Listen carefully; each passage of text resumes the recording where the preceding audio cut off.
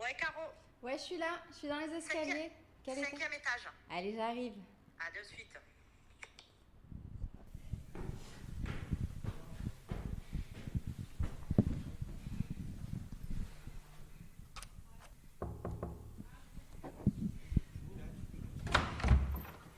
Salut. Comment ça va? Ça va bien? Et toi? Coucou. Salut, c'est beau. Ça va, ma Caro? Ça se mérite. Ça te mérite. Ah oui, ça se mérite. C'est beau. Il est cool, hein? C'est magnifique. Un café? Non, c'est gentil.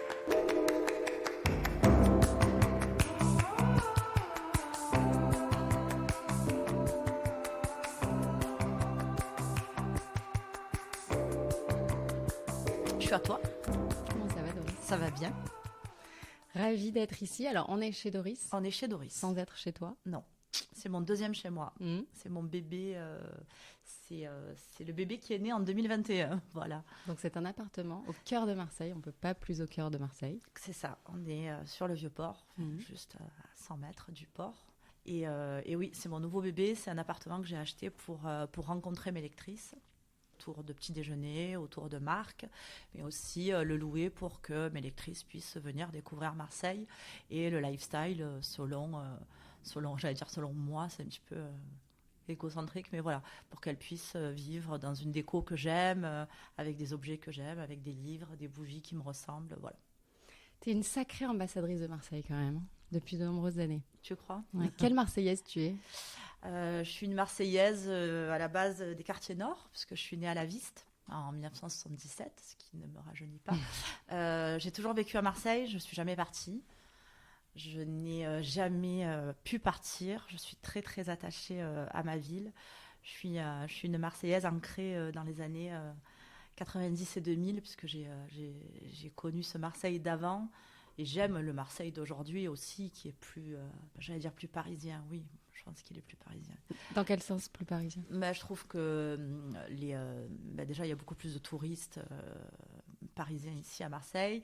Je trouve on a beaucoup d'établissements qui ont ouvert et c'est tant mieux. La culture s'est ouverte à d'autres projets, à d'autres envies.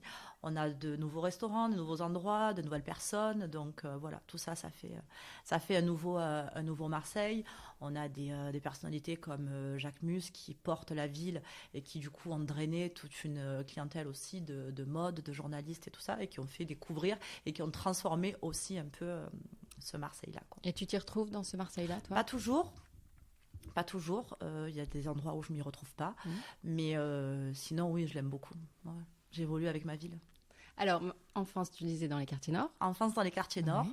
et en fait j'ai vécu quelques années à Andoum. Mhm. J'ai vécu 7-8 ans à Andoum, boulevard Télène. Ça a été des très belles années, c'est un de mes quartiers préférés d'ailleurs à Marseille. Donc là, on est très proche de la mer. Oui, Pour très ceux qui proche ne de la connaissent mer. pas. Oui, Ouais. oui, de toute façon, moi j'ai besoin de voir la mer tout le temps, donc ça c'est hyper important. Et donc, oui, enfance dans les quartiers nord, et après mes parents sont partis à Septème-les-Vallons, donc ça reste la périphérie nord de Marseille. Donc voilà, je suis pas du tout une enfant des quartiers sud. Alors, on va évidemment revenir sur ton parcours. Puisqu'on parle vraiment là de Marseille à proprement parler, je voulais savoir cette notoriété que tu as via les réseaux sociaux, cette influence qui est devenue ton métier. Est-ce qu'à un moment donné, le fait d'être marseillaise, ça a eu des inconvénients? Oui, Ouais, depuis toujours. c'est vrai. Oui, au début c'était hyper compliqué parce que j'étais la Marseillaise de l'étape, donc c'était pas très glorifiant au début, même si aujourd'hui c'est devenu in Mm. de vivre à Marseille. Il y a 11 ans, 12 ans, quand j'ai commencé, c'était pas du tout ça, quoi. Et quand j'arrivais à Paris pour les premières présentations presse, j'avais pas le look parisien, j'étais pas du tout formée aux us et coutumes de Paris. On n'a pas du tout la même vie, nous, ici. Ça a été assez compliqué. Et le milieu de la mode est un milieu qui était quand même, qui reste encore hyper fermé aux clichés parisiens, au format parisien. Donc ça a été un petit peu compliqué au début, oui. Il y avait quoi, un petit regard condescendant sur Oui, ce que c'est tu étais? ça, un peu la cagole qui vient à la ville, quoi, tu Ah, vois. carrément. Ouais. Ah ouais, ouais. C'était violent. C'était violent. Ouais. Puis même du public marseillais, hein, c'était pas évident, hein. parce que quand j'ai commencé le blog et Instagram, c'est pas un métier qui existait ici à Marseille. La première qui faisait ça, c'était Elodie, que j'embrasse, de Chute Mon Secret, et qui était très lifestyle, donc elle se mettait pas en avant elle. Et moi, je me suis calquée sur ce qui existait à Paris. Donc, c'est moi que j'ai commencé à mettre en avant sur des looks. Et tu connais notre belle ville qui peut être aussi bien adorable que détestable. Et ça a été, mais pour qui elle se prend pour une bombe. Pourquoi est-ce qu'elle fait ça? Enfin, elle est folle, ça se fait pas. Bon, bref. Moi, je savais où je voulais aller, donc j'ai pas écouté. T'as bien fait. Mais voilà. On va y revenir un petit peu sur cette violence ambiante qui se manifeste particulièrement sur les réseaux sociaux. Mais donc, on va dire un mot de ton parcours, parce que j'aimerais bien, Doris, si tu devais te présenter à quelqu'un qui ne te connaît pas du tout aujourd'hui, qu'est-ce que tu dirais de toi? Je dirais que je suis une femme battante, que je suis une mère battante. Je suis une maman de 2 enfants, de 2 mariages différents, que je suis une femme amoureuse et mariée, doublement mariée, puisque j'ai vécu 2 vies. Je suis généreuse, que je suis instruite et que j'ai fait des études. J'ai un parcours, j'ai quand même un bac+5 en marketing, donc c'est pas dégueu. Voilà, et que je suis quelqu'un de foncièrement généreux et souriant et positif, et qui aide toujours les autres, peut-être trop, mais voilà. C'était la minute psy, là. C'est ça. T'es allée très loin. T'es allée beaucoup plus loin que je n'imaginais. Oui, et qu'est-ce que j'espérais. Donc, tu t'as précisé, je suis instruite, j'ai un bac+5.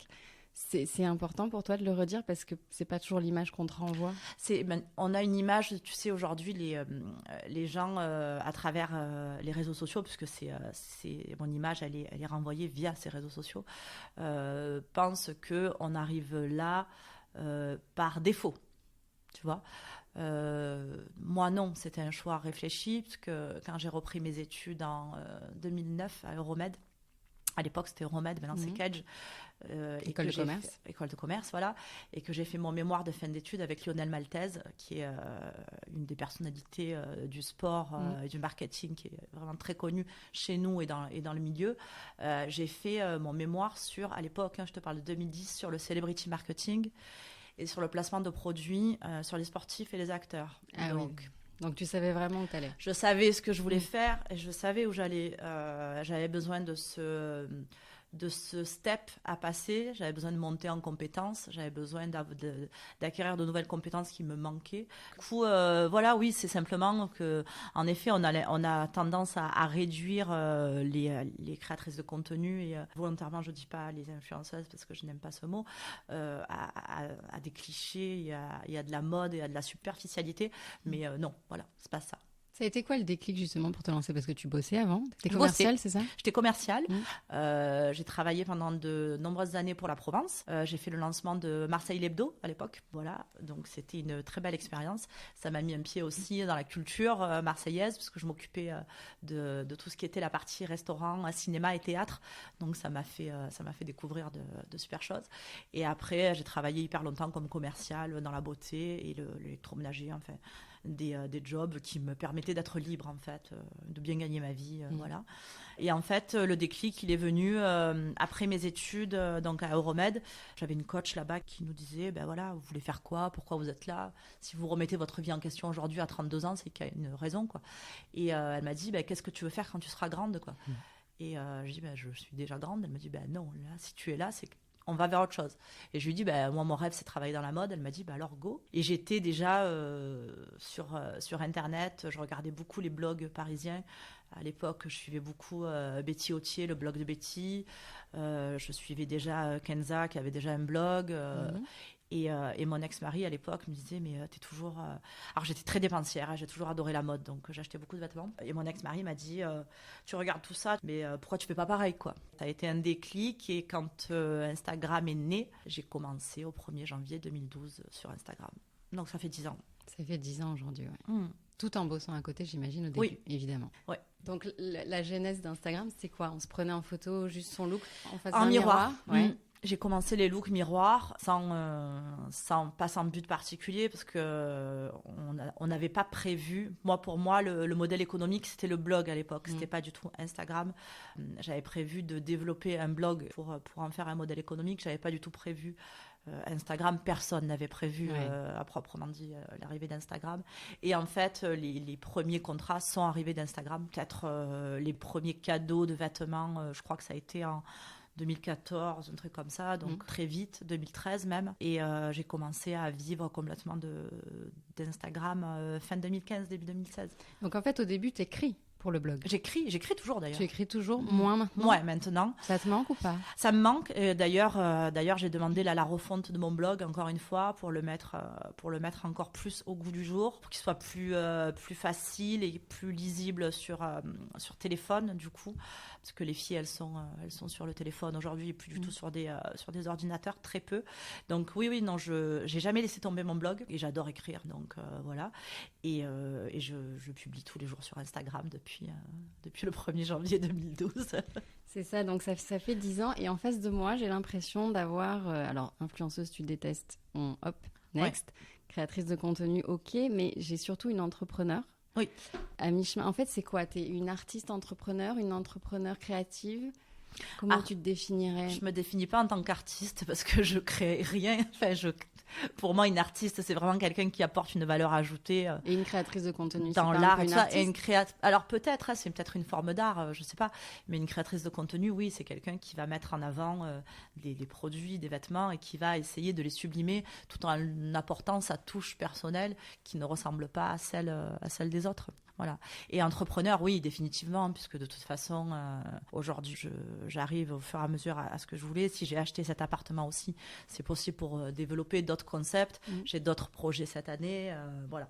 Je voudrais que le concept chez Doris se développe encore, que ce soit, pourquoi pas, un coffee shop ou un endroit où on puisse lire, parler mode, faire des cafés-débats, des ateliers lecture. Voilà. Donc, j'ai plein d'idées. Génial. Ça donne envie, tout ça.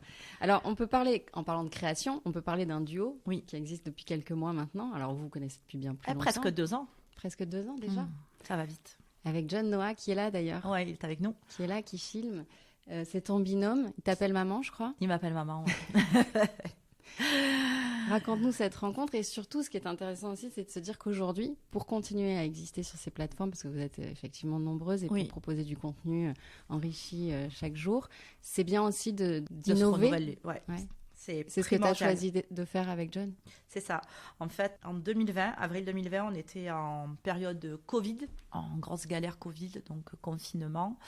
Et là, j'ai dit à Maxime, mon mari, écoute, qui faisait mes photos auparavant, j'écoute, il faut qu'on avance différemment. Moi, j'ai besoin de quelqu'un qui m'aide sur la direction artistique des photos, qui serait là pour m'aider sur les idées, qui apporterait aussi un œil différent. Voilà, ça va faire, à l'époque, ça faisait 8 ans que j'étais sur les réseaux.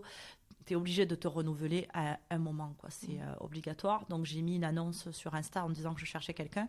Avec John, on se connaît depuis hyper longtemps, parce qu'on se connaît depuis 2013, 2014. Parce que John avait un blog aussi à Marseille qui s'appelait Les Garçons en ligne. Donc, on se connaissait depuis ces années Twist.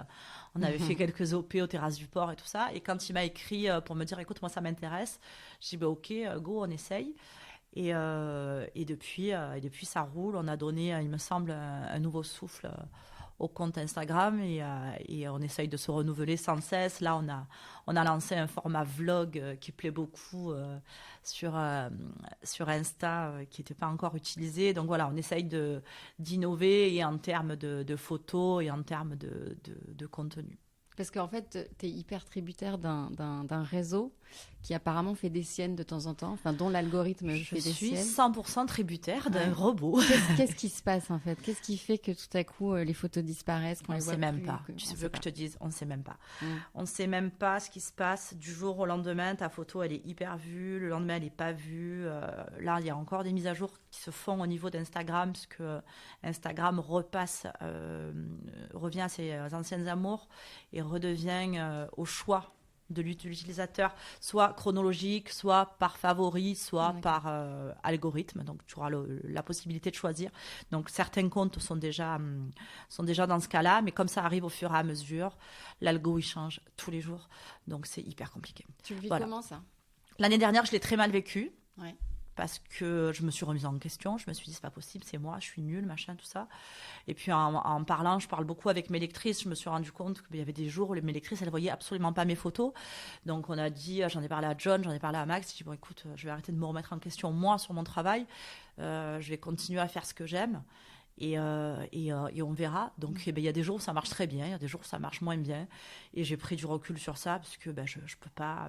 J'ai pas la main sur ce robot-là, quoi. Donc, t'as lâché prise. Ouais, j'ai lâché prise. Et puis, ça fait du bien. Bon, j'imagine qu'il n'y a pas de journée type, donc cette question, on l'éjecte. Bon, cette journée, aujourd'hui, par exemple. Oui. Après ce podcast, ça ressemble à quoi, la journée de Doris et John à Marseille ? On va aller, on a 2 looks à faire en photo. Donc un que je porte déjà sur moi et un que je vais porter certainement, je vais me changer comme d'habitude entre 2 voitures dans un parking. Voilà. C'est les coulisses. Ça, c'est les coulisses, c'est ma vie, l'été, l'hiver, voilà.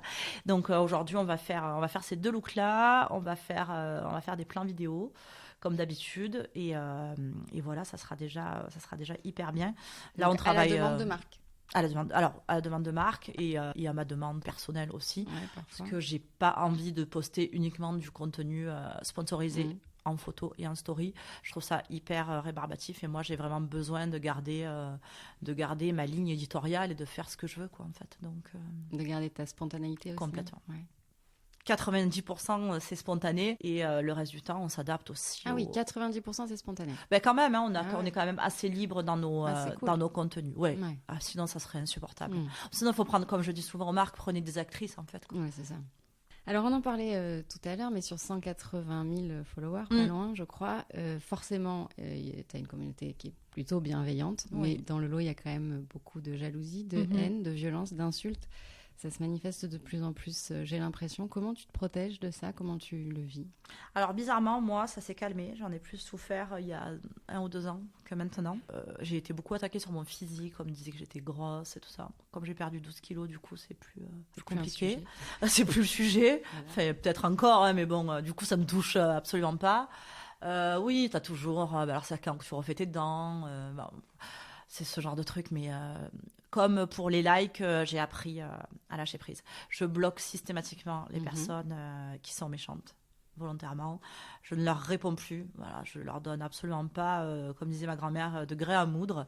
Et je passe à autre chose. Je les mets pas en lumière. Et si vraiment il y a quelque chose de très grave, je précise à la personne que je vais aller...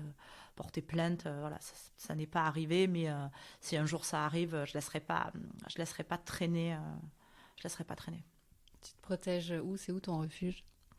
Mon refuge, c'est chez moi. Je suis quelqu'un qui est très casanière, parce que j'ai pas forcément... Je suis devenue très casanière, et d'ailleurs John, il le sait, que c'est ma maison et rien d'autre. C'est très difficile de me sortir de chez moi. Alors autant la journée, ça va, mais alors le soir, les restos, les machins, ça, c'est hyper compliqué. En revanche, t'aimes recevoir. J'adore recevoir, ça c'est ma passion. Ça c'est ma grande passion, faire des tables énormes, des décorations à chaque fois. Voilà, j'adore recevoir mes amis, ma famille, j'adore recevoir. C'est vraiment une passion. Je cuisine énormément. Qui t'a transmis ça ? Ma mère et ma grand-mère. Ta mère et ta grand-mère. Ouais. Nous a pas parlé de tes origines. Alors, mes origines, du côté de ma maman, je suis d'origine espagnole pied noir, puisque ma mère est née à Oran en 1957, donc l'Algérie était française. Mes grands-parents vivaient là-bas, ils sont nés là-bas aussi. Et mon arrière-grand-mère était espagnole et elle a quitté l'Espagne sous le régime de Franco pour arriver en Algérie. Donc ça, c'est du côté de ma mère. Et du côté de mon père, je suis italienne, parce que mes 2 arrière-grand-mères sont de la région de Coni, en Italie. Mon arrière-grand-mère s'appelait Alma Margarita Anna Galliano. Donc le dernier ferme la porte. Voilà, tu vois. Donc italienne du côté de mon père et mon arrière-grand-père, lui, est un Marseillais ardéchois parce qu'il s'appelait Marius. Donc c'est assez méditerranéen. C'est ce que j'allais dire. Du sang méditerranéen, mais pur 100%. Ah oui. 100%. Et ce qui explique aussi ta générosité, probablement, dont tu parlais. Peut-être, ouais, sans doute. Après, Cette j'ai envie été de élevée recevoir, comme ça ouais. aussi. Ouais. J'ai été élevée avec une famille hyper présente. On se réunit énormément avec mes cousins. Je vois ma mère tous les jours. Mon frère vient 2 fois par semaine chez moi. Enfin, on est très, très... Et de la même façon, j'ai créé une tribu avec mes amis, avec qui on se voit tout le temps. Voire trop, je vous vois trop. Elle s'adresse à John, en fait. Je vous vois beaucoup trop, je crois. Et voilà, donc on est une famille. On se fait des Noëls ensemble. On s'est recréé une deuxième famille aussi à côté. Quoi. Du coup, c'est bien de travailler avec quelqu'un de confiance. C'est C'est primordial de l'avoir avec toi là maintenant. Ouais, complètement. Après, je sais que je suis pas non plus. Enfin, je sais pas si je suis pas facile tout le temps, hein, parce que je suis un peu exigeante. Mais c'est aussi mon image qui dépend de tout ça, donc on est forcément un peu exigeant. Quoi. Est-ce que tu découvres un autre Marseille avec John? Un Marseille que tu connaissais moins ou pas?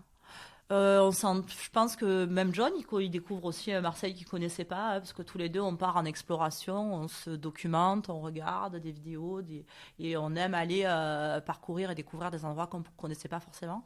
Parce que malgré tout, ça fait 44 ans que je vis à Marseille, et comme toute bonne Marseillaise, si j'ai posé les pieds 2 fois dans ma vie sur l'île du Frioul, on est au maximum, quoi. Tu vois, donc... Et dans certains quartiers. Et dans certains quartiers, tu vois. Donc... Rendez-vous en terre inconnue un peu. Ah oui, non, mais c'est... on est toutes... on est limité au quartier qu'on aime et qu'on fréquente, et c'est assez dommage. Donc du coup, là, on part en exploration, tu vois. Alors, devant toi, tu as un livre, et on aime découvrir Marseille aussi à travers les yeux des autres pour se donner d'autres idées et partir nous aussi en exploration, quoi. Alors, en fin de compte... Il s'est passé 10 ans. Le regard a changé à Paris ou pas tellement? Le regard a changé à Paris, même si, oui, le regard a changé à Paris, parce que je travaille aux côtés de grandes ambassadrices parisiennes. Je suis égérie Clarins, Clinique, Yves Saint Laurent Beauté. Donc oui, le regard a changé, forcément. Après, on est toujours sur certaines marques qui cherchent des Parisios, Parisiennes. Et c'est comme ça, c'est la vie. Mais oui, le regard a changé. Après, on a la chance de travailler aussi avec des grandes marques marseillaises, voilà, comme American Vintage, Oreiko, qui sont des grands noms de la mode et qui imposent et qui ont imposé leur présence aussi à Paris. On a réussi à faire bouger les choses. Tu le vois évoluer comment, ton métier, dans les années à venir? C'est hyper compliqué. Je me projette vraiment à chaque fois. Alors, c'est la première année où je démarre sans angoisse. D'ailleurs, mon agent, Louise, et mon amie, d'ailleurs, m'a dit Dodo, qu'est-ce qui s'est passé? Tu es très zen en ce début d'année 2022.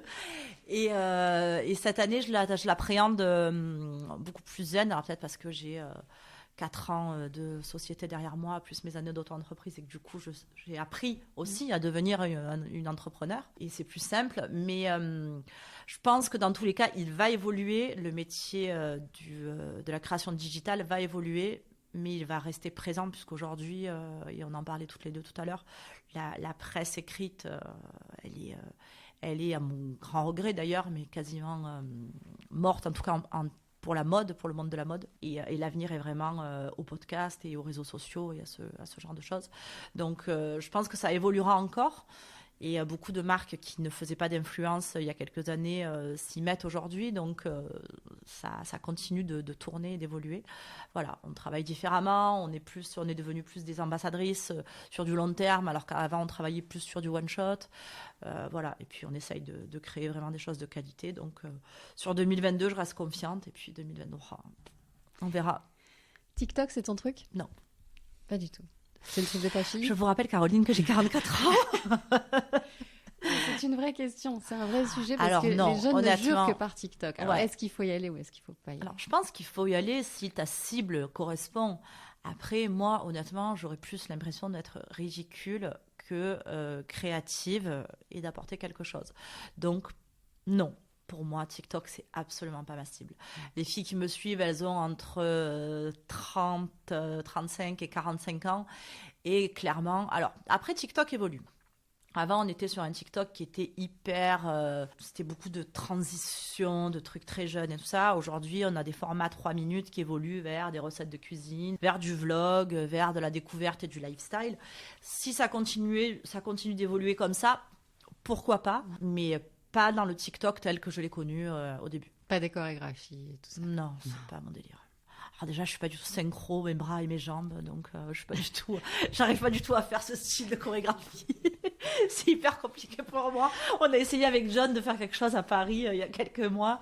C'était hyper simple pourtant de juste lever le bras, mais ça nous a pris des heures, quoi. Donc non, pour l'instant, pas de TikTok. Donc la suite, tu la vois de façon plutôt optimiste. Oui. Tu ne te vois vivre qu'ici? Oui. Et à Ibiza.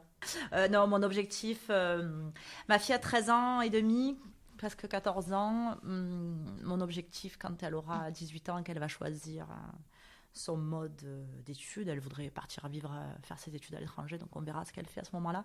Mais l'objectif qu'on a avec Maxime, c'est s'installer 6 mois de l'année à Ibiza, parce que moi, c'est vraiment mon île de cœur. Oui. Et ça serait vivre 6 mois à Marseille et 6 mois à Ibiza. Ça, Pas mal, ça. ça. Ça, c'est mon rêve absolu. Tu suis? Ouais, John est Je l'ai converti l'année dernière à Ibiza, donc il suit. Ah oui, joli projet de vie, ça. C'est ça. Mm. Donc après, j'aimerais bien acheter une maison. Pourquoi pas faire une maison d'hôte avec quelques chambres. Pareil, c'est des projets qui cheminent, qui sont écrits pour la suite, quoi. Non, mais c'est ton côté un peu entrepreneur aussi, Oui. mais tu te projettes vraiment, quoi. Oui. C'est- Ça, par contre, c'est un vrai Tu gros vois projet. loin, ouais. C'est vraiment c'est plus qu'un projet, c'est un objectif, quoi. Est-ce que tu veux nous parler d'un de tes dons secrets que tu voudrais dévoiler? Je sais pas, ou pas, hein, mais... Mon don secret, mon don pour la ne sera plus spiritualité, et pour les Ouais. cartes, qui sera plus secret. Non, mais qui n'est pas vraiment secret parce que tu en parles quand même beaucoup. Des J'en livres, parle. voilà, on t'a offert pas mal de livres à Noël aussi, je crois. Des sur ce livres, sujet. des cartes. John, qui m'a offert beaucoup d'oracles. Tout ça, des fins personnelles, je le sais, John. Il veut savoir lui aussi. Il veut savoir. Non, j'adore ça. Je me suis beaucoup penchée depuis 2 ans et demi sur la spiritualité. J'ai pris vraiment un tournant il y a 2 ans et demi. Pour tout te dire, j'ai cru que j'allais mourir. Je pourrais pas te dire pourquoi. J'ai cru que j'allais tomber malade et que j'allais mourir. Je suis partie ensuite à Bali. Et quand je suis revenue de Bali, j'ai appris que c'était ma maman qui était malade, qui avait un cancer. Moi, j'ai perdu mon papa ça va faire 11 ans cette année. Donc, en fait, c'était pas mon ressenti que j'avais, je ressentais la maladie de ma mère. Bon. Et du coup, de là, c'est là que j'ai entrepris, moi, alors, c'est pas un régime, mais que j'ai fait un rééquilibrage alimentaire, que je me suis mise au yoga, à la méditation, que j'ai vraiment changé ma façon de voir les choses, que j'ai commencé les soins Laoshi et Reiki avec mon amie Virginie, pour vraiment rentrer dans ce système de lâcher prise et de me reconnecter à qui je suis, pour retrouver parce que j'avais l'impression de m'être perdue, en fait, entre les réseaux. Enfin, tu sais, quand tu projettes tous les jours une image de toi, tu finis par avoir cette espèce de schizophrénie de dire qui est la bonne personne, en fait. Est-ce que c'est la personne qui est sur la photo ou est-ce que c'est moi sur mon canapé? Et il fallait vraiment faire une introspection sur ça. C'est pas aussi simple que ce qu'on pense. Et du coup, en parlant avec diverses personnes, je me suis intéressée aux oracles, à la méditation, il y a plein de choses. Et il y a plusieurs personnes qui m'ont dit, Doris, tu as un don. Donc j'ai commencé à m'y intéresser et à tirer les cartes, les oracles pour des amis à moi. Et je trouve que c'est toujours hyper juste jusqu'à ce matin pour mon ami qui attend d'accoucher impatiemment et à qui j'ai tiré l'oracle des fées ce matin parce que je sentais que c'était le plus à même à répondre. Donc voilà. Oui, t'as ça en toi. J'ai ça en moi, ouais. Doris, merci 1000 fois de m'avoir accueillie dans ton Mais avec si joli nid. grand plaisir. Pour finir, j'aimerais que tu me cites une personne qui, selon toi, incarne le mieux cette ville. Alors ça, c'est la question hyper compliquée. Parce que pour moi, personne n'incarne la ville. La ville, pour moi, c'est tellement de monde. Pour moi, Marseille, c'est autant Bernard Tapie que Jean-Claude Gaudin. Pour moi, Marseille, c'est Paseda et c'est Jul. Pour moi, Marseille, c'est Soprano et ça va être Bob Assolène. Tu vois, c'est tellement de personnes différentes, quoi. Tu vois, pour moi, Marseille, c'est Éric Dimeco, c'est le Stade Vélodrome, ça va être la Relève aujourd'hui. Enfin, tu vois, c'est pas vraiment des personnes, c'est des ambiances, c'est des lieux. Marseille, ça peut être autant Soprano que Robert Laffont qui est né ici, quoi. Tu vois, donc c'est Jean-Pierre Foucault. Enfin, c'est toi. C'est moi, c'est toi, Caro, parce que t'es un personnage aussi de la ville. C'est mon ami Ludo Turac, qui est un de nos chefs. C'est Alexandre Mazia, c'est Jacques Mus. Enfin, je pense que Marseille, c'est pas une individualité, c'est un ensemble de personnes et de personnalités qui ont créé une humanité qu'on retrouve qu'ici, quoi. Et qui aimerais-tu entendre à ce micro? Alors, ceci est une dédicace pour ma petite chérie. J'aimerais beaucoup entendre Clara Luciani, qui est d'ici, voilà, qui était ma voisine, Mais oui. avec qui j'ai grandi. Et je suis hyper fière d'elle, de ce qu'elle fait, bien évidemment. Et voilà. Bah écoute, j'adorerais aussi, donc on lance, l'appel est lancé. En tout Voilà. cas. Ok. Merci mille fois, Doris. Merci, pour Caro. ton accueil et ce temps précieux. Merci à John. Qui était Merci, là, John. son regard bienveillant, sa discrétion. On l'a pas On entendu. l'a pas entendu. Non, franchement. Hyper sage. Mais Doris, John. Oui, rapprochez-vous du micro pour le faire, parce que quand même, c'est la nouvelle signature des vlogs. On vous écoute. mais Doris, Ça, c'est les talents de comédienne. Ouais. On n'en a pas parlé. Meilleur espoir féminin. Attends, On en a je pas parlé. je vise les Oscars, les Césars cette année. J'ai raté l'Alpe d'Huez. D'ailleurs, je sais pas pourquoi je suis pas présente. L'effet de surprise, tu le maîtrises à la perfection. Écoute, à la perfection, et je m'entraîne tous les jours. Merci beaucoup, Doris. Merci, À plus tard. Caro. Salut. Salut.